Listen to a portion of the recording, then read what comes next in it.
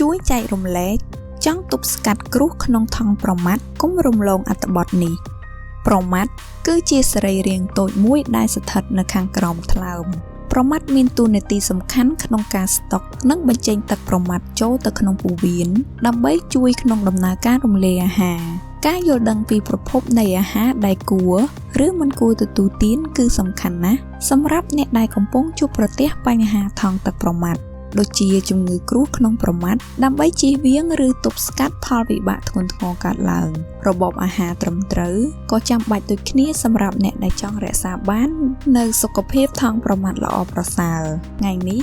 យើងនឹងបង្ហាញឲ្យដឹងពីគន្លឹះងាយៗទប់ស្កាត់ហានិភ័យនៃបញ្ហាគ្រោះក្នុងថង់ទឹកប្រមាត់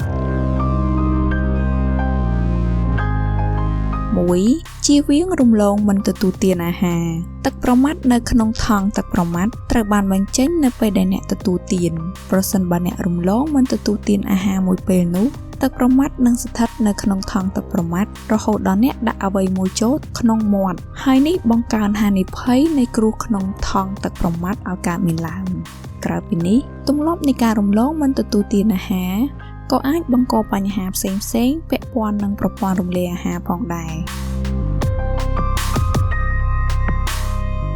2. ទទួលទានឲ្យបានច្រើនគ្រប់គ្រាន់ចូលព្យាយាមទទួលទានទឹកឲ្យបានបរិមាណ2លីត្រក្នុងមួយថ្ងៃជាប្រចាំ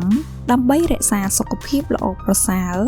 ជៀសផុតពីហានិភ័យនៃបញ្ហាជាច្រើនរួមបញ្ចូលទាំងបញ្ហាគ្រោះក្នុងថង់ទឹកប្រមាត់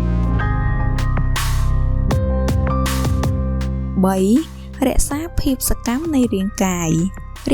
មានភាពសកម្មអាចជួយកម្ចាត់ក៏ដូចជាទប់ស្កាត់បញ្ហាគ្រោះក្នុងថង់ទឹកប្រមាត់គួរឲ្យកត់សម្គាល់ដោយវារក្សាដំណើរការមុខងារប្រព័ន្ធរំលាយអាហាររួមបញ្ចូលទាំងថង់ទឹកប្រមាត់ឲ្យមានភាពប្រសើរត្រឹមត្រូវម្យ៉ាងវិញទៀតការធ្វើលំហាត់ប្រាណឬសកម្មភាពរាងកាយអាចជួយសម្រកទម្ងន់នៅលើខណៈដែលភាពផាត់ជ្រុលបង្កើនហានិភ័យនៃបញ្ហាគ្រោះក្នុងថង់ទឹកប្រមាត់ 4. កាត់បន្ថយការទទួលទានខ្លាញ់មិនល្អចូលព្យាយាមកាត់បន្ថយឬជៀសវាងការរួមបញ្ចូលខ្លាញ់មិនល្អក្នុងរបបអាហារនេះក៏ព្រោះតែរបបអាហារដែលមានផ្ទុកជាតិខ្លាញ់មិនល្អកាន់តែច្រើនទឹកមាត់ក៏ត្រូវបានផលិតការឡើងតាមនោះដែលអាចបង្កការរលាកដល់ថង់ទឹកប្រមាត់អ្នកអាចជ្រើសរើសទទួលទានរបបអាហារមានផ្ទុកជាតិខ្លាញ់ទាបដើម្បីទប់ស្កាត់បញ្ហាគ្រោះក្នុងថង់ទឹកប្រមាត់